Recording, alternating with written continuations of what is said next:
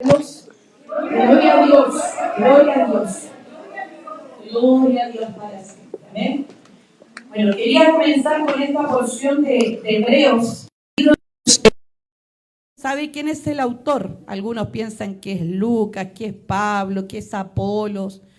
Hay varios candidatos, pero lo claro es que el libro de Hebreos fue escrito para los hebreos, demostrándole a los judíos que Cristo es superior a los ángeles, a Moisés, a Josué, al día de reposo, al tabernáculo. Y Cristo es el mediador de un nuevo pacto, amén, con mejores promesas.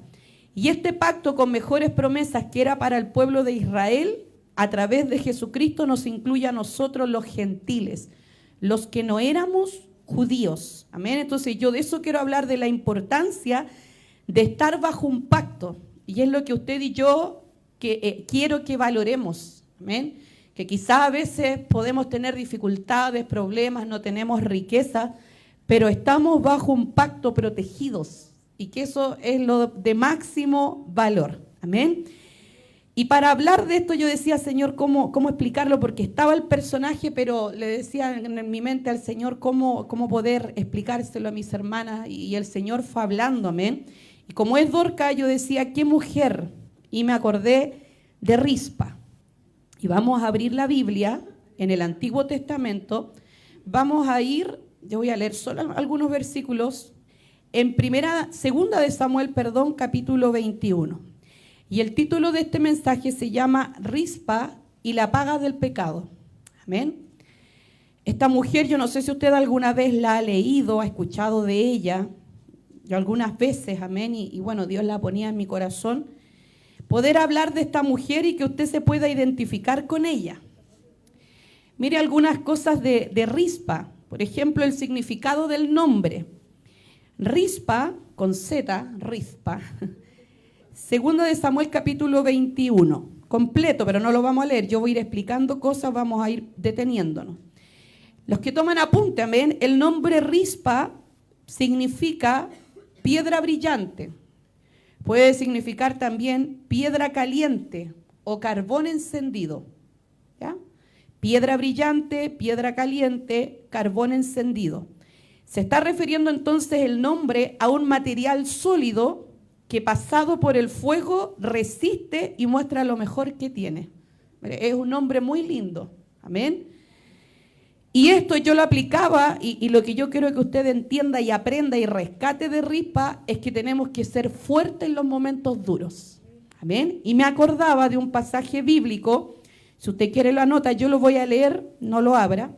Primera de Pedro, capítulo 1, versos 6 al 7, que dice: en lo cual vosotros os alegráis, aunque ahora por un poco de tiempo, si es necesario, tengáis que ser afligidos en diversas pruebas, para que sometida a prueba vuestra fe, mucho más preciosa que el oro, el cual aunque perecedero se prueba con fuego, sea hallada en alabanza, gloria y honra cuando sea manifestado Jesucristo. Amén. O sea que nuestra fe, lo que Dios ha depositado en nosotros, tiene que resistir las pruebas. Las pruebas no son para destruirnos, son para que usted y yo seamos más valientes. Amén. Y es lo que decía en un momento la pastora, que a veces nosotros los evangélicos no podemos andar siempre derrotados, siempre cabizbajos, siempre en la prueba. Porque yo a veces lo he visto en mi caminar, personas que piensan que el evangelio es una cruz tan pesada y uno las ve siempre tristes, y a veces las mujeres tendemos a ser más tristes que los hombres.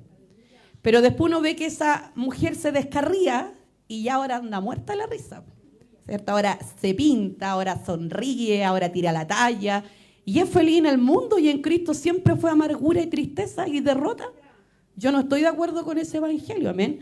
Porque aquí nos está diciendo que los hijos de Dios, cuando tenemos la verdadera fe, tenemos que ser resistentes a los momentos duros. Y van a venir, pero vamos a saber hacerle frente. Amén.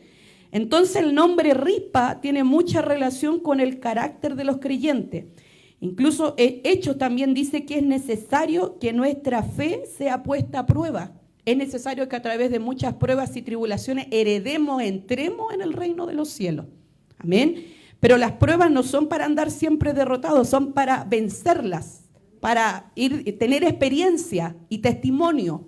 Yo derroté esto y yo puedo ayudar a mi hermana, a mi hermano que va a pasar algo similar. Y de mi experiencia le puedo decir, usted va a salir adelante porque yo viví algo parecido y el Señor me sacó en victoria. Amén. A eso se está refiriendo Rispa. Bueno, Rispa, ¿qué es lo que era también? Aquí me quise detener en esto. Concubina. ¿Qué es lo que era una concubina en la antigüedad? Era una mujer tomada principalmente por un rey. Y la concubina no era la amante, porque ahí vi esos significados. Amén. No era la amante, sino que era una mujer reconocida, pero no tenía la misma honra que la esposa. Venía después de la esposa, ¿ya? Y principalmente los hombres la tomaban para tener herederos, para que el nombre del hombre importante se perpetuara. Pero sus hijos nunca iban a tener el lugar de honra de un hijo de la esposa. Recuerde usted que la Biblia dice que Salomón tuvo esposas y concubinas. Amén. Entonces está en un rango más bajo.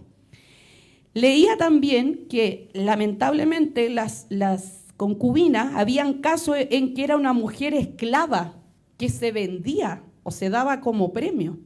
¿Se da cuenta? De decir, la concubina nunca era porque quería estar con ese hombre, la entregaron.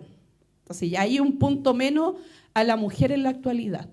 No decidieron ser concubina, las circunstancias las llevaron a ser una concubina. Amén. Y esta mujer nunca podía casarse con otro hombre, quedaba de por vida ligada a su amo.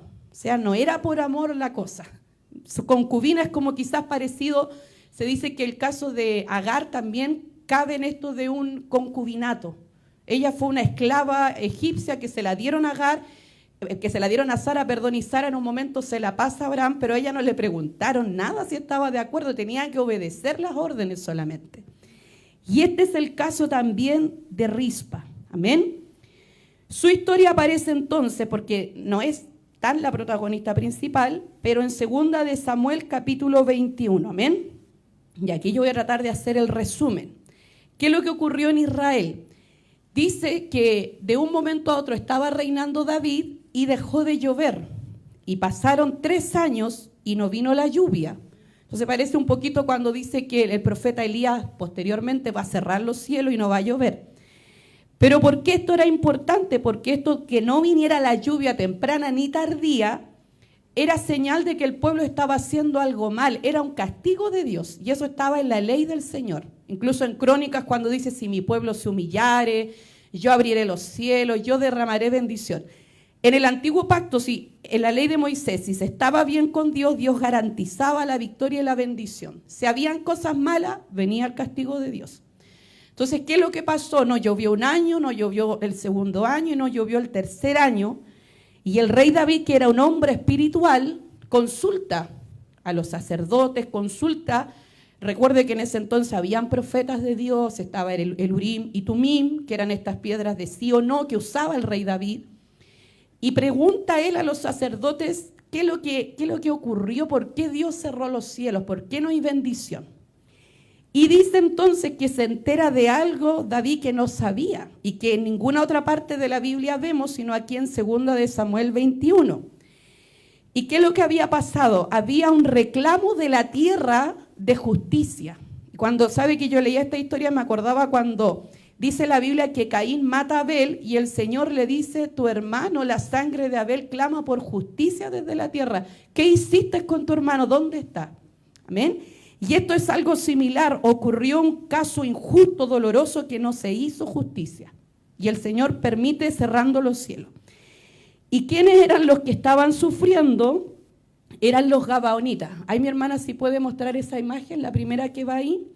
¿Y quién eran los gabaonitas? Me dirá usted. Bueno, hay que ir atrás también en esta historia, amén. La historia de los gabaonitas, si usted lo quiere anotar, está en Josué capítulo 9, verso 1 al 15. Yo también le voy a hacer un resumen para que entienda quién eran ellos. Ellos eran un pueblo cananeo, gentiles, enemigos de Israel. Josué es enviado a conquistar la tierra, cae Jericó, caen los muros, luego viene Jai y los siguientes eran los gabaonitas. Ellos tenían que morir todos. Recuerde usted que ¿quién se salva de Jericó? Rahab. Solo una mujer, amén, de fe. La pastora ya habló de ella la dorca anterior. Y ahora les tocaba a los gabaonitas, pues entonces ellos dicen, esta cuestión es un efecto dominó, somos los siguientes, aquí no vamos a sobrevivir. Y ellos no querían morir, y por lo tanto ellos como pueblo actúan con astucia. Y van a tramar una mentira, pero una mentira que los va a proteger. Entonces dicen, no, aquí no tenemos seguridad, todos han caído, y vamos a entrar en alianza con ellos, y vamos a decir que venimos de muy, muy lejos. Entonces dice que se pusieron ropa andrajosa, pudrieron pan, al pan le salió moho, que es hongo, ¿ya? Unas fuentes de supuesto vino, agua, las secaron, y fueron de la peor manera ante los príncipes de Israel. Amén. Y dicen, venimos desde muy lejos, sabemos que su Dios ha derrotado a Og y Basán en el desierto, los hizo cruzar el Mar Rojo, y nosotros queremos hacer alianza, pacto con ustedes. Y aquí vamos a hablar hartos pactos que son sumamente importantes, amén. Y dice la Biblia que Josué, ahí usted lo ve, digamos que el de rojo, ¿ya? Lo pillaron volando bajo, lo pillaron sin oración. Pues de verdad, porque no oró, no consultó a Jehová. Y a veces cuando tomamos decisiones, ¿cierto?, sin consultarle al Señor. Los vieron, comprobaron que el pan estaba podrido, la ropa estaba rota, parecía que habían tenido un largo viaje. Y dice la Biblia entonces que Josué y los príncipes entran en una alianza, un juramento, un pacto. Se dan la mano, incluso, mira, aquí yo no nombré lo que era el pacto. Déjenme, aquí está, sí, está aquí. ¿Qué es lo que es un pacto? Para que usted lo entienda, porque lo vamos a ver hartas veces. Es un tratado entre dos o más partes que se comprometen a cumplir lo estipulado. Sinónimos de la palabra pacto: convenio, acuerdo, alianza, juramento, compromiso, testamento. Y como en la antigüedad no existían notarios, comúnmente las personas cuando hacían un pacto partían un animal en dos. Había derramamiento de sangre. ¿Y qué hacían con ese animal? Decían, la parte que no cumpla le suceda como ese animal. Amén. Así eran los acuerdos y la alianza. Bueno, los gabaonitas hicieron un acuerdo con Josué, se dieron la mano, me imagino un altar, partieron un animal, y 3 días después se enteran que los gabaonitas eran los vecinos, eran el pueblo que tenían que derrotar. Y dice la Biblia que el pueblo se enoja con Josué y le dicen, mira lo que has hecho tú y tus príncipes por no consultar a Jehová. Pero valía tanto el pacto, valía tanto el acuerdo, que Josué no lo podía romper. Esa es la importancia de un pacto, no se puede deshacer. Entonces Josué dice, no los podemos matar, no podemos tocarlos porque hay un pacto. Se derramó sangre, se hizo una alianza, amén. Y dice, por lo tanto, que como castigo les dieron a cumplir una misión a ellos de por vida. ¿Y sabe lo que fue? Fue que ellos se iban a convertir en los leñadores y los aguadores de los levitas en el servicio del tabernáculo. Mire este detalle, porque cuando se levanta el tabernáculo en Israel, todos los días habían sacrificios de animales, el fuego nunca se podía apagar.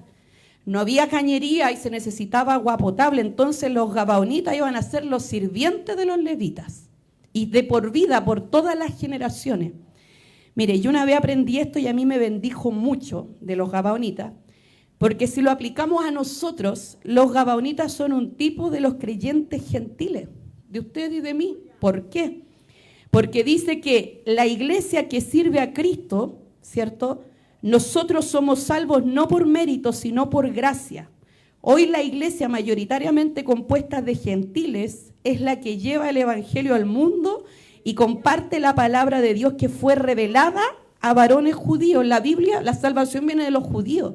Los 40 autores fueron todos judíos. Usted y yo en este tiempo de gracia estamos cumpliendo la función de llevar agua, de presentar a Cristo el sacrificio vivo. Amén. Y que los gabaonitas vieran eso todos los días. ¿Saben lo que le decía a ellos? Ustedes deberían haber muerto, quemados, consumidos. Y ese servicio le iba a recordar de por vida que fueron salvos porque un pacto los protegió. Solo por eso. Amén. Y mire un detalle importante, cuando usted a veces hemos leído la canción de Josué, cuando el Señor detuvo el sol y la luna, ¿sabe por quién el Señor peleó y a quién defendió? A los gabaonitas. Esa era la ventaja de un pacto. Porque cuando los vecinos, las naciones enemigas, se enteraron que los gabaonitas habían hecho alianza con Josué, dice que se reunieron todos para exterminar a los gabaonitas. Y como Josué había dado su palabra y había un pacto, ¿sabe lo que hizo? Reunió a todo el ejército de Israel. Y en vez de aniquilar a los gabaonitas, como había un pacto, tuvo que pelear contra las naciones enemigas para defender a los gabaonitas. Entonces, cuando él dice, sol detente, luna para que el día se alargue, para que derrotemos a los enemigos, dice que llovieron piedras del cielo, el Señor estaba defendiendo a los gentiles gabaonitas. Entonces yo puedo decir, el Señor me defiende, claro que me defiende, amén. Esta es la victoria que hay detrás de un pacto. Por eso los gabaonitas son de mucha bendición, amén. Y pasaron los siglos, pasaron los años, y ahí volvemos a 2 de Samuel 21. Porque nos dice que en los tiempos de Saúl, dice la Escritura, no sabemos en qué momento, dice que por su celo, por un celo nacionalista, este hombre que estaba perdido, extraviado, comenzó un genocidio. Yo creo que todos hemos escuchado la palabra genocidio estos días. ¿Qué es genocidio? Cuando se quiere exterminar una raza, un pueblo. Y eso es lo que quiso hacer Saúl contra los gabaonitas que estaban dentro del territorio de Israel. ¿Sabe que yo leía esto y me gustó una opción que decía, ¿cuándo pudo haber ocurrido esto? Y lo más probable, lo que a mí me convenció, es cuando dice que Saúl, en su celo persiguiendo a David, dice que atacó una ciudad de sacerdotes que se llamaba Nob y mató a todos los sacerdotes de ahí. Y lo más probable, porque así lo habían estipulado, que los gabaonitas vivieran cerca porque ellos eran los sirvientes de los levitas y los sacerdotes. Entonces él procuró exterminarlos, matarlos a todos. La Biblia no nos dice la cifra, cuántos murieron, pero trató de eliminar a los gabaonitas. ¿Y por qué esto es sumamente grave? Porque Josué había hecho un pacto que los protegía. Entonces Saúl estaba faltando a lo que Dios había hecho con el libertador Josué, que era algo gravísimo, amén. Y por eso Dios había dejado de que lloviera, no envió la lluvia porque eso fue injusto, Dios no le agradó, amén. Y dice la Biblia entonces que vienen los gabaonitas donde David, y David le pregunta, ¿qué es lo que quieren ustedes? Y mire, si hubiera sido la ley ojo por ojo, diente por diente, porque era lo que se aplicaba en la ley, pongámosle que Saúl mató a 300.000 gabaonitas. Los gabaonitas hubieran podido pedir, queremos 300.000 judíos que mueran. Eso es ojo por ojo y diente por diente. Pero dice que ellos ni siquiera querían oro ni plata, no era una cuestión económica, era una cuestión de honra, amén, de un insulto, de algo que Dios no avalaba. Y dice, por lo tanto, que le pidieron, queremos 7 hijos de Saúl, 7 descendientes, como representantes de esa casa de sangre, porque así se le llama, amén.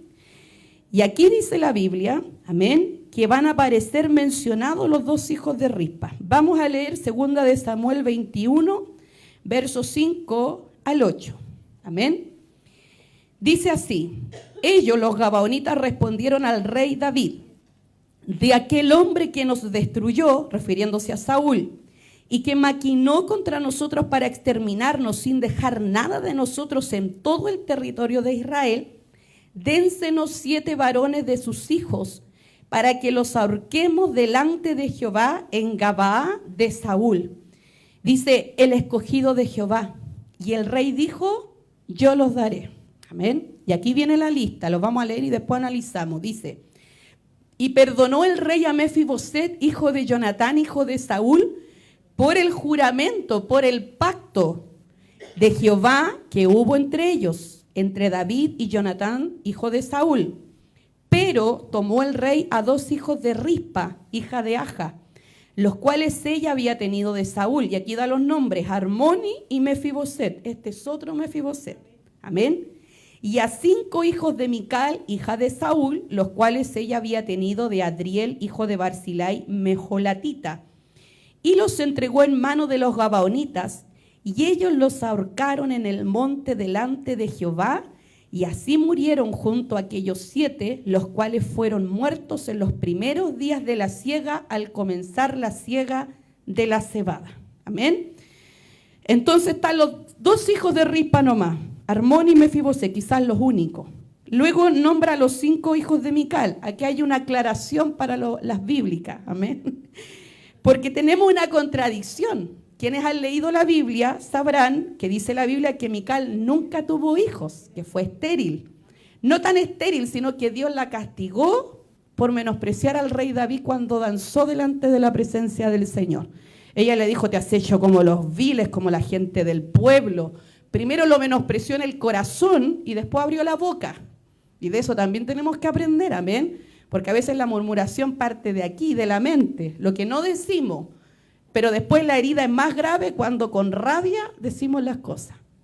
Y fue tan terrible que David le dijo, mira, yo no te toco nunca más, te dejo en un palacio, tú no vas a tener hijos. Y Dios la castigó con esterilidad. Entonces, ¿cómo explicamos esto? Se piensa que su hermana mayor, llamada Merab, que fue la que se casó con Adriel, murió prematuramente. Entonces Mical se hizo cargo de los 5 hijos. Pero imagínese usted la desgracia, nunca ser mamá, cuidar 5 hijos, encariñarse con ellos y que después se los pidan para matarlo a todos. Es decir, es una desgracia la vida de Mical. ¿Por qué? Por no honrar a Dios, ponerla en el primer lugar. Amén. Y después, lo que a mí también me interesa aquí, es que se le perdonó la vida al otro Mefiboset, al hijo de Jonatán. ¿Por qué? Porque estaba bajo una promesa, un pacto que David había hecho con Jonatán. Y esto es tremendo, hermano. Sabe que yo meditaba en Mefiboset, que también representa a un creyente perdonado, alcanzado por Dios para hacerle misericordia y cambiar su destino. Pero sabe que el enemigo siempre querrá recuperar lo que era suyo. Amén. Usted y yo estamos en Cristo, somos salvos, pero en esta tierra el infierno siempre nos va a reclamar. Y si usted y yo no estamos firmes en Cristo, y esto lo dice Jesús cuando habla del espíritu inmundo que vuelve. Nosotros no creemos en la doctrina salvo siempre salvo. El que se descuida, el enemigo lo ataca. Él anda como león rugiente buscando a quien devorar.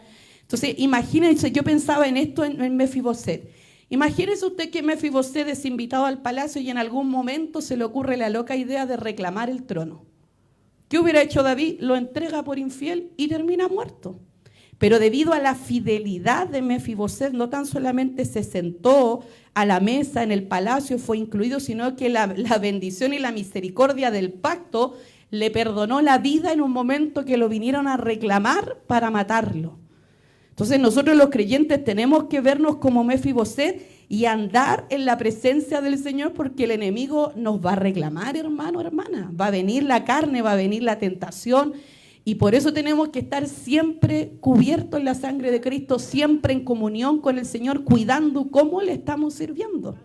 Pero aquí se da cuenta la importancia de los pactos, el pacto de los gabaonitas con Josué, el pacto de David con Jonatán, que protegió a Mefiboset. No lo entregó, fueron entregados 7, amén. Por lo tanto, dice, son asesinados estos 7 descendientes de Saúl, los ahorcaron y después los colgaron, obviamente en un madero, por tiempo indefinido. Le invito a abrir Deuteronomio 21. Tiene que quedarse con esta porción, no quiero que solo la anote, quiero que lo leamos, amén, porque va a cobrar mucho sentido. Deuteronomio capítulo 21, versos 22 y 23, para darle sentido a esto que va a ocurrir. Dice, ¿lo encontró? Deuteronomio 21, 22 al 23. Si alguno hubiere cometido algún crimen digno de muerte y lo hicieres morir y lo colgareis en un madero, no dejaréis que su cuerpo pase la noche sobre el madero. Sin falta lo enterrarás el mismo día, porque maldito por Dios es el colgado, y no contaminarás tu tierra que Jehová tu Dios te da por heredad. Leyendo de esto dice que Josué, no me acuerdo si fue al rey de Jai, lo colgó en un madero.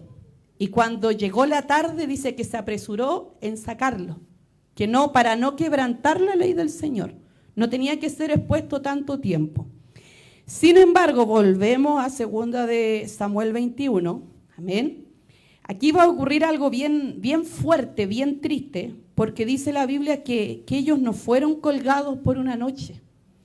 Imagínense, mi hermana, si me puede poner la escena de los colgados ahí. ¿Hay otra más grande? No tengo otra más grande.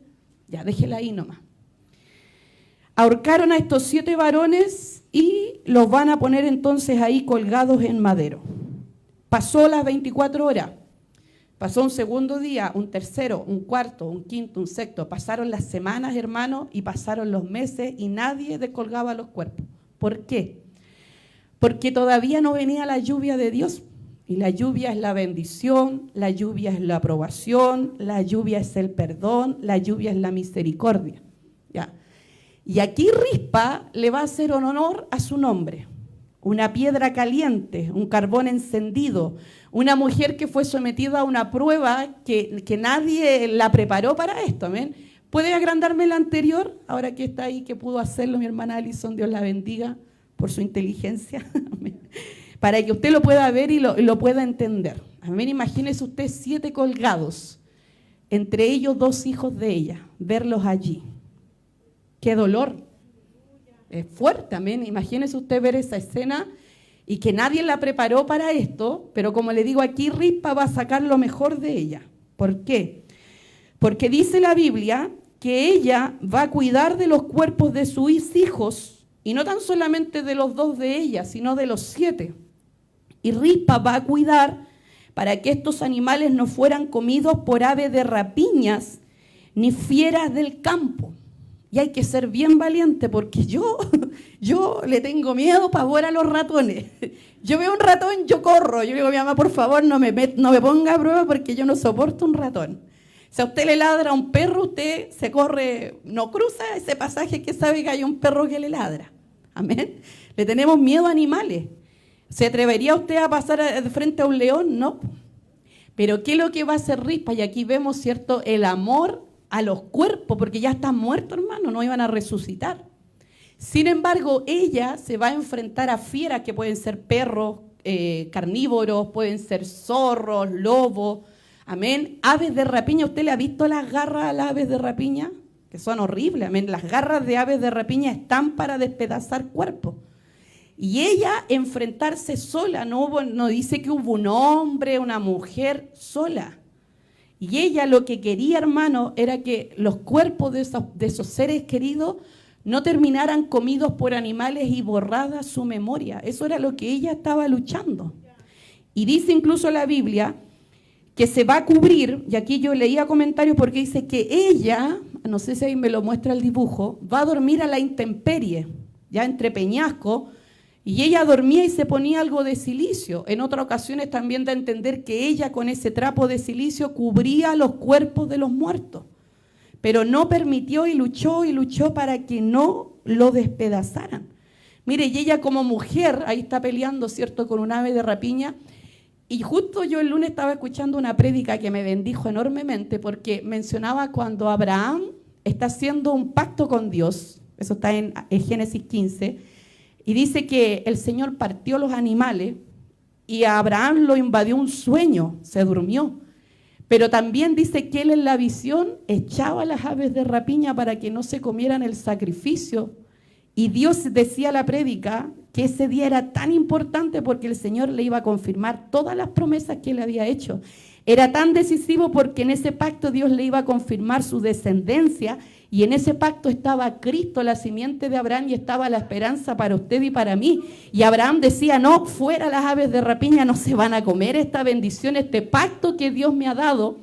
Y el predicador decía que usted y yo, las aves de rapiña, ¿sabe lo que representan? Los demonios, el ataque del infierno, la incredulidad, la murmuración. Y justo yo estaba preparando el tema de Rispa y decía, qué bendición, Señor. Abraham peleó con aves de rapiña, pero hubo una mujer que también peleó con aves de rapiña y se llamaba Rispa. Valiente, amén.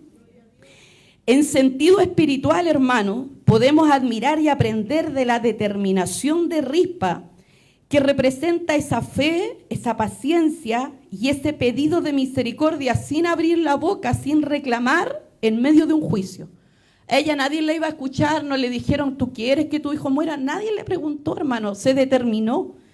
Sin embargo, ella nada podía hacer para redimir a sus hijos, pero el único consuelo, amén, era que la memoria no fuera robada, que ella borrada, tuviera un lugar donde sepultarlos y saber dónde quedó. ¿Usted ha escuchado eso cuando una persona se desaparece un ser querido? Que dicen que es lo más angustioso. Que a veces hay mujeres que dicen, se les perdió el hijo, amén. Y dice, yo quisiera, pasan 30, 40 años y esa madre no olvida ese hijo desaparecido. Y ellas dicen, yo sé que está muerto, pero por último yo quisiera ver los huesos, enterrarlo y saber que está allí. Esa es la inquietud, amén, y lo que tenía Rispa. Mire, Rispa, ¿y cómo lo podemos aplicar a nosotros? Mire, yo no soy mamá, yo no tengo hijos, pero ¿por qué me acordé de Rispa? Yo lo apliqué a mi vida cuando mi papá estaba en el hospital enfermo. Y me vino la fe de Rispa. Yo dije, no, Señor, mi papá está ya moribundo en ese hospital, está siendo atormentado por demonios, no puede clamar, pero yo estoy viva y yo voy a clamar y voy a interceder por él. Y si no me dicen que no muere, yo no dejo de orar por él. Y voy a hacer esa guerra espiritual. Eso es guerra espiritual cuando usted no va a dejar de orar, no va a dejar de buscar el rostro del Señor esperando una respuesta.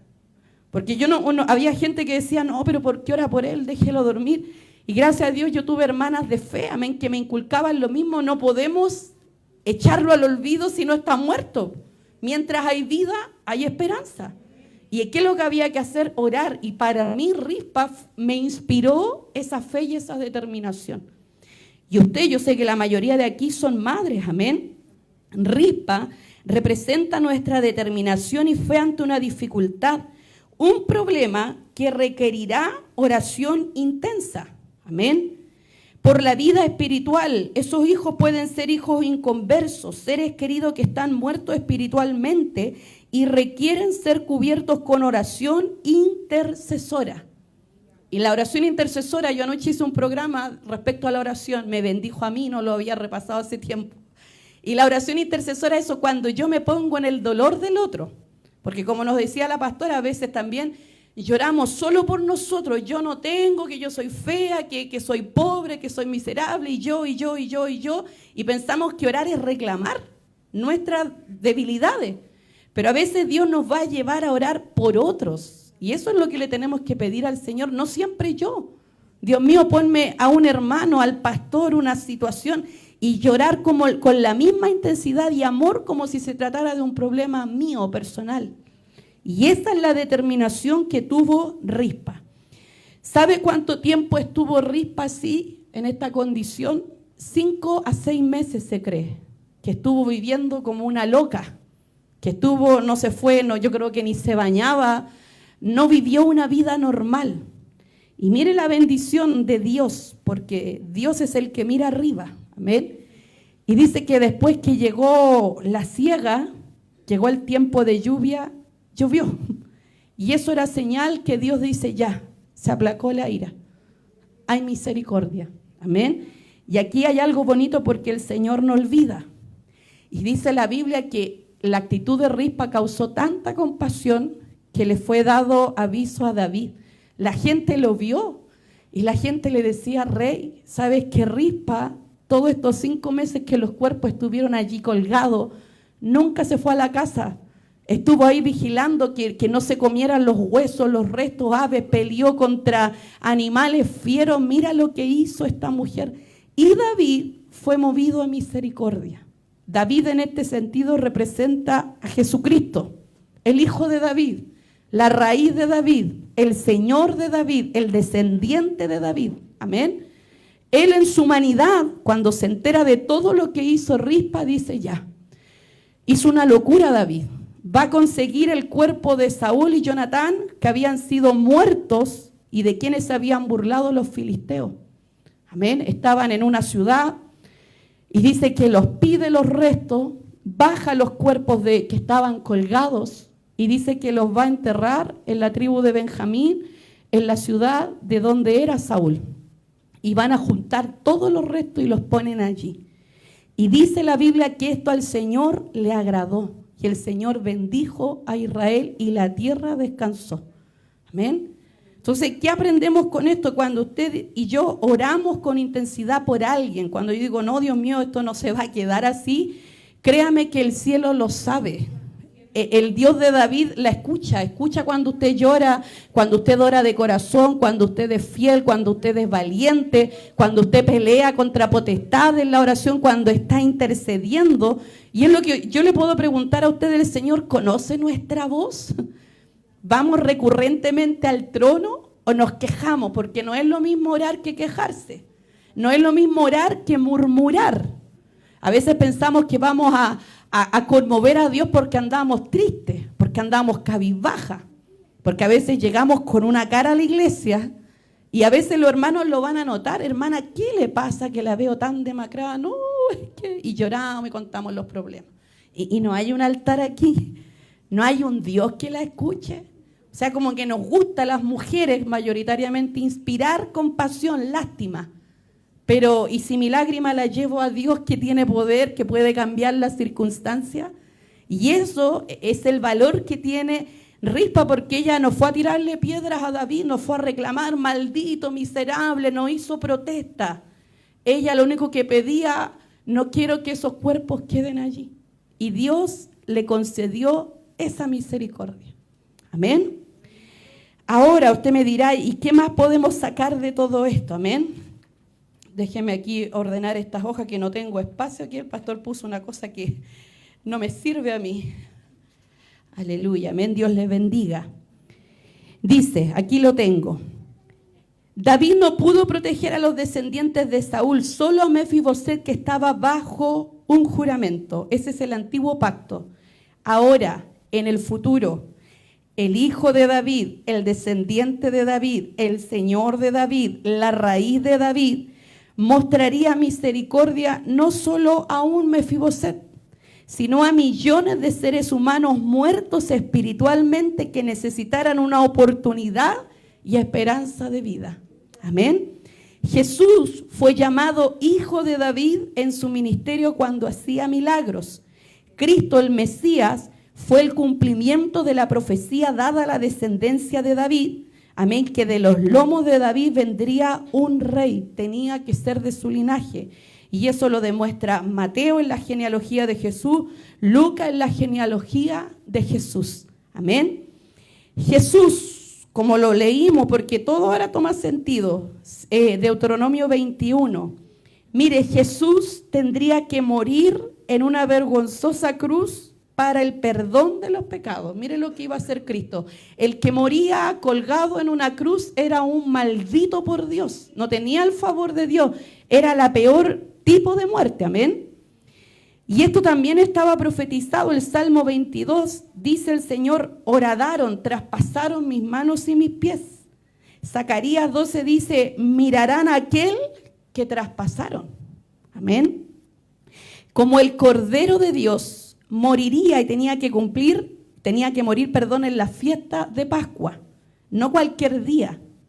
Y así se cumplirían los requisitos del Cordero Pascual, que ninguno de sus huesos podía ser quebrado. Salmo 34, Éxodo 12. Jesús, usted se ha hecho esa pregunta, ¿sabía que moriría crucificado? Sí, lo sabía, lo profetizó, lo dijo, amén. Y esa era una muerte común en los tiempos de Jesús. Eran miles los crucificados. Y anoche estaba leyendo de esto, que incluso dice que los asirios inventaron la crucifixión. Mataron a miles de personas crucificadas. Alejandro Magno, cuando conquista la ciudad de Tiro, hizo un puente de puros cuerpos humanos de gente crucificada. Y los romanos aplicaban esta pena de muerte sobre sus enemigos. Mire estos detalles. Como requisito, era una muerte lenta porque a la persona, al igual que los hijos de Rispa, se les dejaba días, semanas. ¿Y sabe a quién se le daba la labor de que se comieran los restos? A las aves de rapiña. Los romanos les encantaba que se comieran las aves de rapiña a todas estas personas. Y más encima, cuando alguien moría con la pena de muerte, la más horrible, que era la crucifixión, que un hombre también leía que quedaba totalmente desnudo. No se le cubría su cuerpo. Dice que también después el cuerpo era lanzado a fosas comunes. ¿Qué es una fosa común? Un hoyo que se hace en la tierra donde se dejan todos los cadáveres. No se podía reclamar el cuerpo. Amén. Incluso era labor de estos verdugos después de sacar los cuerpos de la cruz y llevarlos a esa fosa común. Esta era la forma de morir de un sentenciado por el Imperio Romano. También, mire, este detalle que encontré, Jesús comparó el costo del discipulado con la sentencia de muerte de crucifixión que ocurría todos los días en Israel. Los judíos no podían aplicar la pena de muerte. Y cuando Jesús dice, el que no toma su cruz cada día y no me sigue no es digno de mí, el Señor lo más probable es que apuntó allá arriba a los que iban cargando cruz para morir y dijo que así iba a ser nuestro discipulado. A veces cuesta arriba, a veces es difícil y hay que tomar la cruz. Y nuestro maestro daría el ejemplo porque él llevaría su propia cruz para morir por usted y por mí. Amén. ¿Qué también tenemos aquí? Jesús no murió, no podía morir lanzado de un pináculo, no lapidado, porque intentaron 2 veces tirarle piedras, pero no era la forma era una cruz. Por eso el Señor dice, así como Moisés levantó la serpiente en el desierto, así es necesario que el Hijo del Hombre sea levantado, sea alzado. En Juan, donde más habla de esto, dice que Él germinaría como la semilla y a todos atraeré a mí mismo. Es decir, la cruz sería algo atrayente, atractivo, como alguien muere sin culpa, sin sentencia. Amén. Luego, ¿qué más tengo aquí? Sin embargo, no sería una muerte común, sino en el tiempo de Dios, justo en celebración de Pascua, para que su cuerpo no quedara colgado días o semanas en una cruz. ¿Qué dice la Biblia? Que incluso se asombraron de que muriera tan rápido. Amén. Y aquí vamos al tema de la cruz. Dice, estaba cargando tras sus espaldas todos los pecados de la humanidad. Era el Cordero de Dios que fue como raíz de tierra seca, desfigurado, sin hermosura ni aspecto humano. Amén. Pero lo más tremendo son las mujeres que fueron testigos de la crucifixión, la muerte, la sepultura y la resurrección de Jesús. Porque usted y yo no sé si usted siente, le gusta ver un perro muerto, alguien moribundo. Yo cierro el ojo, a mí no me gusta ver eso. Y de hecho se dice que cuando crucificaban a personas, nunca había mujeres presentes. No era algo que una mujer estuviera capacitada para mirar, para contemplar. Y mire, antes que se me olvide, cuando leía esto, también me bendijo mucho porque solamente el Evangelio de Mateo dice que cuando en las manos de Poncio Pilato estaba la decisión de librar a Jesús o de enviarlo a la crucifixión, porque eso querían los fariseos, ellos no se conformaron con verlo todo desfigurado. Ellos dijeron, no, llévalo a la cruz. ¿Por qué los fariseos querían que Jesús fuera a la cruz? Porque habían leído Deuteronomio 21, verso 21 al 23. Ellos querían que Jesús quedara desacreditado como hijo de Dios. Querían verlo como un maldito, decirle al pueblo, ven que este no era el Mesías. Por eso estaban tan ansiosos de que Cristo fuese a la cruz. Pero el Evangelio de Mateo, yo un día estaba predicando en la calle y vino esto a mí y me tocó el corazón, de verdad que casi me pongo a llorar. Vino así a mi memoria y me acordé de la esposa de Poncio Pilato, porque los juicios eran cosas de hombre. Y está Poncio Pilato con Jesús y dice que llega la esposa a interrumpir un juicio de hombre, hermano. Ella no era ninguna autoridad y le dice, Poncio Pilato, por favor, no tengas nada que ver con este inocente, porque he tenido pesadillas toda la noche y este es un justo. Si tú lo sentencias, su sangre será sobre ti. ¿Sabe que leía la Biblia del expositor de Jimmy Swaggart? Y dicen que el nombre de esta mujer es Claudia y que ella formó parte de la iglesia primitiva, se convirtió a Cristo Jesús. ¿Y cómo se le revela a Cristo a una romana, a una gentil? A través de sueños. Esta mujer vio, se atormentó toda la noche y en su súplica de mujer, que era lo único que podía hacer, Poncio Pilato, por favor, no tengas nada que ver con él. ¿Su súplica fue oída? No, porque le pasó lo mismo que a Rispa. No se puede obedecer a una mujer, pero sin embargo esta mujer se enamoró de Cristo Jesús y lo reconoció como su Salvador. Amén. Pero ahora lo más tremendo y lo bonito de esto trágico, es que, mire, los discípulos, sabemos que Dios los va a poner en lugar de honra, se van a convertir en apóstoles, pero en el momento de la crucifixión, dice la Biblia que todos huyeron, todos se confundieron. Esto estaba profetizado por Zacarías: heriré al pastor y las ovejas serán dispersas. No entendieron cuando Cristo anunció más de 3 veces que tenía que ir a Jerusalén y morir, no lo entendieron. Y cuando ven que Jesús es llevado preso, es llevado a la casa de Anás, de Caifás, los romanos, se fueron, lo dejaron solo. Mire, de los varones, el único que estuvo en el momento de la crucifixión fue el discípulo amado, Juan. Iba a ser testigo ocular de todo lo que iba a ocurrir. ¿Y sabe quién iba a estar con él? Las mujeres. Las que a veces le tenemos miedo a los ratones, las que somos cobardes, las que yo no sé si usted a veces sale y piensa siempre que la van a robar, que la van a asaltar. Anda mirando para todos lados, no, es que me van a robar, es que me ando con plata, y andamos asustadas las mujeres. Somos así. Algunas andan armadas, no salgo después de las 6 de la tarde que me pueden robar. Andan mirando si alguien las sigue. Ese temor de mujer se fue en estas mujeres y mire qué valiente, qué crudo decir: voy a ir a ver qué es lo que hacen con Jesús. ¿Ya? Las que lo siguieron a él en su ministerio no van a huir como los discípulos. Y uno dirá, ¿son masoquistas? No, había una gratitud detrás de ellas. Y ellas no querían perderse ningún momento de lo que iban a hacer con su Señor. Y todas las mujeres estuvieron presentes. Mire, yo leía los evangelios, las partes finales, y dentro de las mujeres que estuvieron con nuestro Señor Jesucristo, juntando todos los relatos, por ejemplo, me da a su madre María. Incluso Juan dice que ella estuvo a los pies de la cruz con Juan María, ¿cierto? Y usted puede imaginar si yo me recordaba de Rispa un momento, porque María fue escogida por Dios, su vientre, ella lo tuvo en su guatita. Ella lo amamantó, ella le enseñó a caminar, lo vio crecer, supo que era el Mesías, y ahora verlo en una cruz muerto injustamente, sin poder hacer nada, la impotencia. Aprendía también que cuando Jesús le dice: mujer, he ahí tu hijo, respecto a Juan, ¿sabe por qué fue esto? Porque decía que los hermanos de Jesús hasta ese momento no creían que Jesús era el Mesías.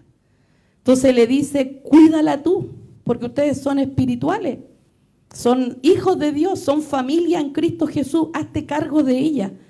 Y leía los comentarios que, a pesar de que los hermanos de Jesús sí se convirtieron, Juan va a tomar a María como su madre y se va a quedar con ella el resto de la vida. Y yo me imagino después las conversaciones de ellos: ¿te acuerdas cuando Jesús multiplicó el pan? Sí, me acuerdo. Y esos testimonios tan bonitos. Por eso es bueno cuando nosotros tenemos experiencia aquí en la casa del Señor. ¿Te acuerdas cuando fuimos a un evento? ¿Te acuerdas cuando fuimos aquí, cuando se derramó la presencia del Señor? Esos momentos de comunión como hijos de Dios. Y lo tuvo María, pero en ese momento la impotencia de ella sin entender la muerte de Cristo en la cruz. ¿Quién más estuvo presente? Dice María, la madre de Jacobo y Juan. Mire esto qué importante, porque dice la Biblia que María, en una ocasión, la madre de los hijos del trueno, los que eran así valientes, osados, en una ocasión ella le dice: Jesús, mire el amor de madre, cuando tú establezcas tu reino, y esa mamá defensora, ¿cierto? Yo hablo por ti, hijo, yo te voy a defender. Porque ellos no, quizás estaban murmurando, pero no se atrevían a hablar. Jesús, cuando tú estés en tu reino, tú puedes poner a Juan a tu izquierda, y a Jacobo y a Juan a tu derecha. ¿Pueden estar ahí, ser tus brazos derechos? Y el Señor le dice: mujer, tú no sabes lo que pides. Porque antes de la honra, porque Cristo se sentó en su trono, Cristo es Rey de Reyes y Señor de Señores, tenía que beber la copa del Padre, y la copa era la cruz, era la muerte. Pero después incluso el Señor le dice: de cierto un día la van a beber, les va a tocar dar la vida por mí. Amén. Y esa madre que se estaba preocupando de poner a sus hijos en el mejor lugar, ahora le toca ver al que sus hijos habían seguido muerto en una cruz. ¿Te puede pensar que los pensamientos que chocaban en su mente? Por esto nos arriesgamos 3 años, está muriendo el Mesías, el que hacía milagros. ¿Quién más estuvo presente? Dice Juana, Susana, María, la esposa de Cleofas. Y Cleofas dice la Biblia que fue un discípulo que iba camino a Emaú y el Señor se le iba a aparecer, amén. María Magdalena, ella es llamada discípula cercana de Jesús y dice la Biblia que a ella el Señor le sacó 7 demonios. Mire, 1, 2, 3, 7 demonios, habla que Cristo hizo la obra perfecta. Una mujer endemoniada no razona bien, no piensa bien. Esta mujer sin Cristo estaba loca, estaba perdida, era el hazme reír, era el ridículo, pero cuando Cristo apareció a su vida, echó fuera esos 7 demonios y ella fue tan fiel que dice que iba a estar ahí en la cruz, ¿cierto? Mirando lo que estaban haciendo con el Señor. Todas estas mujeres, dice que de Galilea habían seguido a Jesús a Jerusalén y estuvieron presentes en la cruz. Otras mujeres, incluso Lucas menciona a muchas mujeres más que seguían a Jesús y lo apoyaban. Ahora, otros detalles, amén, mi hermana ahí sí cambia las imágenes. Y aquí fue importante en la crucifixión de Cristo para que no terminara como un hijo de rispa, para que no terminara como un maldito sentenciado por el Imperio Romano, cuando lo bajan de la cruz, ¿cierto? Agrándelo ahí. Porque aquí aparecieron 2 varones seguidores en el anonimato, José de Arimatea y Nicodemo, que eran fariseos que pertenecían al Sanedrín, que eran hombres importantes. A ellos nos los citaron en el juicio de Jesús que se hizo en la noche.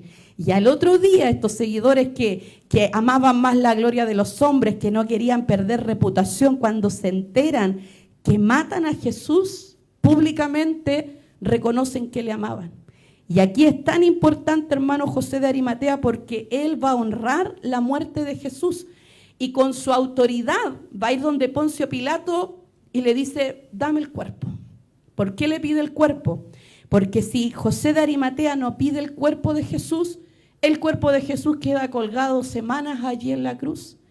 Leía el comentario del expositor de Jimmy Swaggart, decía que si no, José de Arimatea no hubiera pedido el cuerpo de Jesús, los fariseos querían lanzarlo al valle de Ginón, al basurero, al vertedero.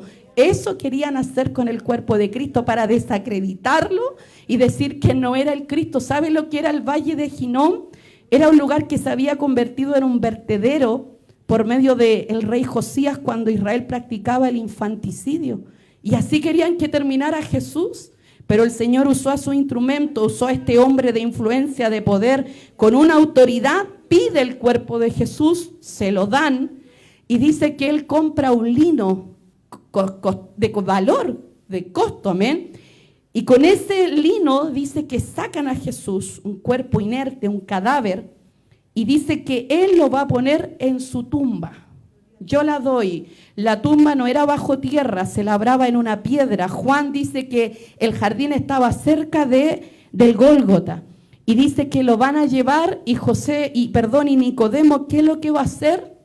Va a dar a una ofrenda de especies aromáticas, mirra, aloe, que eran los perfumes que se embalsamaban a un cuerpo de un ser amado, tratando de enmendar su cobardía, no haber estado con Jesús, no haber sido valiente en su momento, pero el Señor los honró y los utilizó, porque con esto, hermanos, se iba a cumplir Isaías 53 cuando dice, en los impíos, ¿cierto? Cristo murió entre medio de impíos, 2 ladrones que merecían la cruz, pero Cristo no merecía esa muerte, amén. Mas con los ricos se dispuso en su sepultura. Cristo no iba a terminar en una fosa común, no iba a terminar sus huesos tirados ahí. ¿Sabe por qué? Porque Él tenía que vencer la muerte con su muerte. Él iba a resucitar y su cuerpo santo fue puesto en una tumba. ¿Qué dicen los evangelios? Mateo 27, Marcos 15, Lucas 23, Juan 19, Juan 20, que las mujeres miraban de lejos qué estaba haciendo José de Arimatea y Nicodemo. No eran amigos de ella, pero las mujeres somos observadoras, ¿cierto? A veces estaban así mirando, ya me di cuenta de todo, lo entendí todo, sin que me lo explicaran. Y aquí ellas, ¿qué es lo que iban a hacer? Y lo aclaro bien, ellas vieron a Jesús morir. Ellas no creían que Jesús iba a resucitar, eso téngalo claro, no lo creían. Pero ¿qué es lo que iban a hacer en su amor de mujer? Queremos ver dónde ponen a Jesús, porque cuando termine la Pascua, cuando termine el día de reposo, queremos ir y limpiar las heridas de Jesús. Limpiar sus heridas. Imagínense, Isaías 53 dice que él quedó como raíz de tierra seca. ¿Usted se imagina a alguien desfigurado?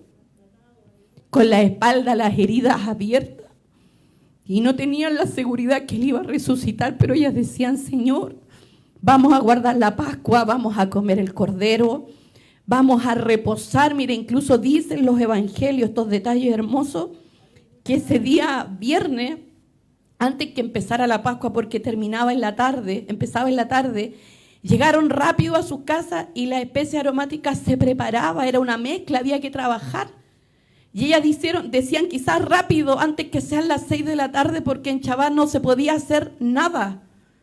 Hicieron la especie aromática, es como decir, usted va a preparar la cena rápido y lo van a dejar reposar. Y van a guardar Shabbat, van a guardar la Pascua, van a recordar cuando fueron liberados de la esclavitud de Egipto. Amén. Y cuando llega el primer día de la semana, antes que saliera el sol, leía que podía ser a las 5 de la mañana. Dijeron, vamos. Miren, no había WhatsApp, no había teléfono, pero casi todas las mismas, María, mujer de Cleofa, la madre de Santiago y Jacobo, María Magdalena, se pusieron de acuerdo y dijeron, vamos a ir muy de temprano y vamos a ir a la tumba donde fue puesto Jesús, en la tumba de José de Arimatea. A veces nos cuesta llegar a un culto a las 8 de la tarde. No quiero ir, no, que estoy cansada. ¿Se levantaría usted a las 5 de la mañana a salir y no saber qué va a hacer? Y esto hicieron estas mujeres. Vamos, juntémonos porque querer es poder. Vamos. ¿Quién nos va a mover la piedra? No sé quién la va a mover. Vamos a llegar allá, pero la meta de ella era limpiar las heridas de Jesús, era perfumar el cuerpo de Cristo, envolverlo, dejarlo allí, que se quedara en la tumba. Eso era lo que ellas iban a hacer, amén. Pero aquí nos encontramos con la resurrección. Ellas llegan y cuando llegan la piedra ya estaba removida. Los evangelistas, Mateo, Marcos, Lucas y Juana, registraron la información y qué es lo que dicen por los testimonios de los soldados romanos, que ángeles fueron a remover la piedra. No podía ser un cuerpo robado, ¿por qué? Porque se hubieran llevado el lienzo. Es así, ese lienzo con el que José de Arimatea lo puso allí. Dice la Biblia que estaban doblados, ordenaditos. El lienzo que pusieron sobre la cabeza de Jesús, inflamada por los azotes, por las espinas, porque le quitaron la barba con las manos, estaba dobladito. ¿Y qué le dicen los ángeles? ¿Por qué buscan entre los muertos al que vive? Jesús no está aquí, Él ha resucitado. Ese es el mensaje. Ellas quedan impactadas y aquí el Señor les da una orden. Vayan y díganle a los discípulos, díganle a los hombres, los que están tristes, desanimados, díganle que Cristo ha resucitado. Amén. Pero ellas no tienen la evidencia, no tienen el cuerpo. Les dijeron, pero no lo han visto. Y mire la tristeza, y vamos a leer, abra la Biblia en Juan capítulo 20. Amén. Vamos a centrarnos en María Magdalena. Quizás la más fiel. Incluso leía hoy día los pasajes ahí analizando, y probablemente ella fue ahí, fue a decirle a los discípulos y después vuelve a la tumba. Y ella, la tristeza era que no tenía el cuerpo de Jesús. No había creído que resucitó. Ella estaba triste porque no estaba su cuerpo. Amén.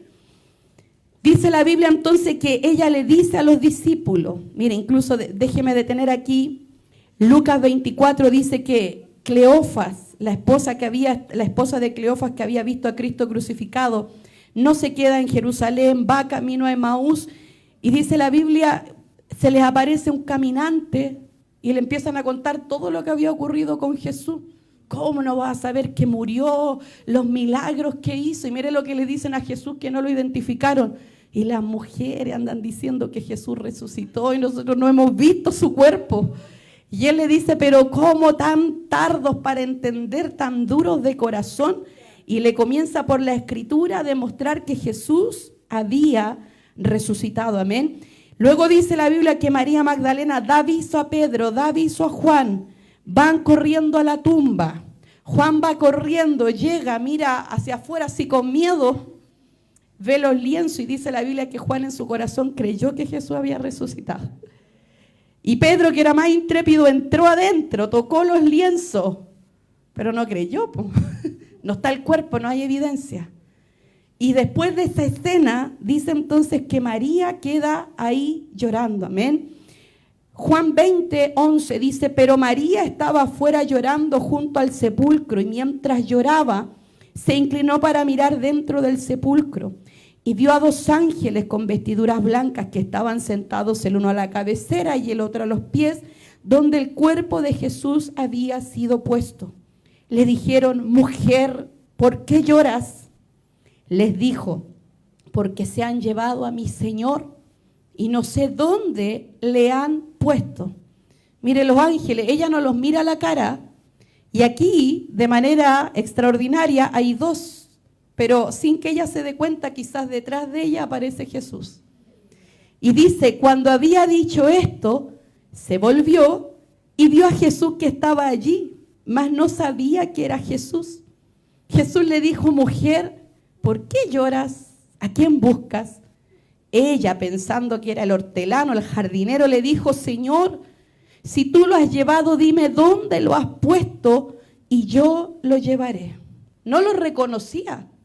Y luego dice, mire, el Señor la reprende, porque a veces el Señor nos tiene que retar cuando estamos llenas de dolor, llenas de amargura. Cada domingo recordamos que Cristo resucitó y a veces llegamos igual que María, como que si Jesús todavía estuviera muerto. ¿Y qué es lo que le dice? María, reacciona, despierta, abre los ojos, déjate de lamentarte, déjate de llorar, María. Y cuando el Señor la reprende, porque Dios tenía voz de autoridad, entonces ella se da la vuelta, porque eso es lo que indica el original, y le dice, Raboni, mi maestro, porque Rabino es el maestro. Raboni es mi maestro, el que me enseñó, el que me liberó, el que es mío, al que yo lo conozco íntimamente. ¿Usted alguna vez sabe que cuando yo leía esto, usted alguna vez se ha estremecido y ha sentido que Dios ha pronunciado su nombre? ¿Cómo se llama usted? Irene, Marta, Magdalena, Andrea, ¿qué estás haciendo? ¿Dónde vas? ¿Cómo me estás adorando? ¿Cómo me estás sirviendo? Usted ha hecho un alto en su camino, ha sentido que Dios ha pronunciado su nombre. Y cuando Dios pronuncia nuestro nombre, mire, esta es una promesa hermosa. El Señor dice, te he llamado por tu nombre. El nombre representa algo, representa un carácter. Vimos a Rispa una mujer de fuego, una mujer valiente. El Señor no la llamó a usted en vano. Usted a veces nos llenamos de complejo, que soy fea, que me hicieron esto, que no tengo plata, que soy aquí. Si Dios la escogió y la llamó, es por algo. Él la ama como nadie la va a amar en este mundo. Porque andamos a veces enlutada como que si Cristo estuviera muerto, como que si Cristo no nos escuchara, como que si Cristo no tuviera poder, como que si Cristo no hubiese hecho nada por nosotras. Y dice la Biblia que ella le dice, mi Raboni. Jesús le dijo, no me toques porque aún no he subido a mi Padre, mas ve a mis hermanos y dile, subo a mi Padre y a vuestro Padre, a mi Dios y a vuestro Dios. Fue entonces María Magdalena para dar a los discípulos las buenas nuevas que había visto al Señor y que Él le había dicho estas cosas. Mire, ahora ya no solo le hablaron los ángeles, no solo vio la tumba vacía, ahora dice, Cristo me habló, yo escuché su voz, Él me ha tratado conmigo. Ese era el testimonio de ella. Yo le pregunto a usted, ¿usted es seguidora de Cristo por lo que le predican? Por lo que ha leído, usted personalmente dice, yo sé que Él me ama, yo sé que Él me escogió, yo sé que un día veré su rostro, yo sé de quién soy hija. ¿Usted tiene esa seguridad del amor de Cristo en su corazón? ¿O seguimos y miramos de lejos? Todavía vemos la tumba vacía, pero no hay un encuentro personal. Cristo, usted no ha oído su voz, usted no lo ha llamado mi maestro, mi Señor. Yo sigo a Cristo, usted un día y yo vamos a presentarnos delante de Él de manera individual, no con sus hijos, no con su esposo. Usted y yo un día vamos a tener que darle cuenta. Vamos a tener que presentarnos delante de Él. Es su Dios personal, es su Señor. Amén. Y por último, quiero leer Oseas, terminar con esto. Oseas, capítulo 13. Búsquelo. Y esta es la autoridad de Jesús sobre la muerte. Oseas, capítulo 13, versículo 14. Dice, Oseas 13, 14, de la mano del Seol los redimiré, es decir, los muertos, los voy a rescatar, los voy a comprar a precio de sangre, los voy a sacar de allí, los libraré de la muerte. Oh muerte, le dice Jesús a la muerte, yo seré tu muerte y seré tu destrucción. Oh Seol, la compasión será escondida de mi vista. Mira lo que hace Cristo, muere. Y no se trata solo de su dignidad, no se trata solamente de hacerle burla a los fariseos y decir, guaja, resucité. No. ¿Qué es lo que hizo Cristo? Va a las partes más bajas de la tierra. Y todos los que para el cielo estaba cerrado, mira, allá abajo estaba David, el padre de las promesas de Jesús, allá abajo estaba Juan el Bautista, allá abajo estaba Jeremías. Y la muerte los tenía retenido allí. Cristo tenía que morir, ¿para qué? Para que muriendo venciera la muerte y ahora se lleva a todos esos al paraíso arriba. Por eso Cristo dice, yo derrotaré la muerte, yo tengo las llaves del Hades y de la muerte. ¿Sabe que cuando leía esto meditaba, Dios mío, gracias por este pacto con mejores promesas? Gracias, Señor, porque cuando la muerte nos llega a nosotros los hijos de Dios, meditaba en esto, decía, ¿cuántas veces hay muertos debatiéndose entre la vida y la muerte? Y vienen los demonios, vienen las aves de rapiña a reclamar esa alma y decir, la paga del pecado es muerte, es mío, me lo llevo. Pero Cristo cuando muere, vence la muerte muriendo y resucita. Ahora los que creen en su nombre, ahora los que están bajo este pacto, cuando viene la muerte, no vienen las aves de rapiña sobre los hijos de Dios, no vienen los demonios. Dice que Él manda a sus ángeles, que conoce a los suyos y dice, este es mío, esta es mía, me la llevo para arriba. Hay esperanza, hay vida en Cristo, hay vida eterna. Usted y yo fuimos redimidos del poder de la muerte. Estamos en un pacto con mejores promesas. Usted y yo vamos a morir, hermana. Mire, Ripa no tuvo la esperanza de que esos muertos los volviera a ver.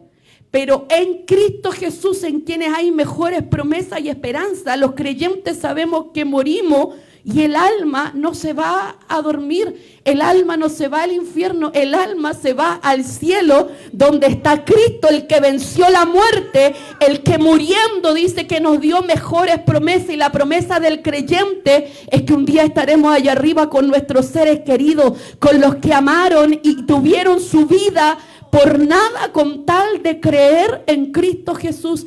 Él venció la muerte y nos dio mejores promesas. Estamos en un mejor pacto. El antiguo pacto, el Antiguo Testamento era para Moisés, era para los judíos. Cristo Jesús dice que la paga del pecado es muerte, mas la dádiva, el regalo inmerecido es vida eterna. ¿En quién? En Cristo Jesús. Él es mi protector, Él es mi escudo. Él con su muerte, con su sangre garantizó que usted y yo tenemos perdón de pecado, tenemos acceso al trono de Dios. Usted y yo oramos y su voz no llega al techo, su voz, sus lágrimas no caen al suelo, su voz llega al trono de Dios que fue abierto por la carne de Cristo en la cruz del Calvario. Él al derramar su sangre garantizó para usted y para mí perdón de pecado. Por Cristo Jesús fue abierto el cielo. ¿Cómo no amarlo a Él? ¿Cómo no ir a sus plantas? ¿Cómo no agradecer lo que este Cristo hizo? Murió, sí, murió, fue un cadáver, pero resucitó y resucitó para sentarse allá arriba y para que usted y yo tengamos vida eterna en Él. Los méritos son de Él, todo es por Él. A Él sea la gloria, a Él sea la honra, la alabanza, y mi vida está confiada en Cristo. No ande más como que si Cristo está derrotado en una cruz. Dice la Biblia que Cristo derrotó al diablo en la cruz del Calvario. Dice que Cristo derrotó el poder del pecado en la cruz del Calvario. En Cristo hay victoria, en Cristo hay perdón, hay esperanza sobre el pecado. Y ya no somos esclavos, sino que somos hijos de Dios por los méritos de Cristo Jesús en esa cruz de vergüenza. El justo por los injustos, el santo por los culpables. En la cruz fue llevado su pecado y mi pecado. Usted me dirá, yo no he cometido ningún pecado. Si usted y yo no estamos pecando es porque Cristo nos ha cubierto en su sangre, es porque Cristo nos enseña a hacer el bien, es porque Cristo nos hizo hijos de Él. Le invito a ponerse de pie, a meditar en esta palabra que hemos hablado hoy día. Le pido ahí que me coloque una música de fondo, que levante sus manos si usted quiere, si quiere arrodillarse, Dios mío, porque este día queremos adorarte, Señor. Queremos traer este perfume delante de ti, Dios mío. Amamos tu cuerpo, amamos tu sacrificio que no fue en vano, Señor. Amamos que tú hayas ocupado nuestro lugar en la cruz del Calvario, Señor. Fueron puestos tras tus espaldas todas nuestras enfermedades, todo nuestro pecado, nuestra culpabilidad, Señor. Nosotros merecíamos la muerte, pero si moríamos, Señor, simplemente era la paga, era el resultado de nuestro mal porvenir. Pero en ti, Cristo Jesús, hemos recibido esperanza, hemos recibido perdón, Señor. Tú cargaste en tus espaldas el acta de los decretos que nos era contrario y lo clavaste en la cruz del Calvario. Lo que humanamente no podíamos cumplir, no podíamos hacer, Señor, usted lo pagó. Usted se llevó la depresión en la cruz. Usted se llevó la amargura. Usted clavó el odio. Usted clavó la venganza en esa cruz, Señor. Solamente en usted tenemos esperanza. Ayúdanos a seguir tus pisadas fieles, Señor. A saber que servimos a un Cristo vivo. Un Cristo que escucha. Un Cristo que puede compadecerse de nuestras debilidades porque fue tentado en todo, mas sin pecado, sin maldad, sin engaño, Dios mío. Que no huyamos de tu presencia, que no te demos la espalda, Dios mío, cuando estemos tristes, cuando andemos atribulados, Señor, como dijo David. Porque andaré enlutado por la opresión del enemigo, si tengo a un Cristo que venció la muerte, si tengo a un Cristo que ocupó mi lugar, si tengo a un Cristo que llevó mis pecados en la cruz del Calvario. ¿Cómo no amar esas heridas? ¿Cómo no amar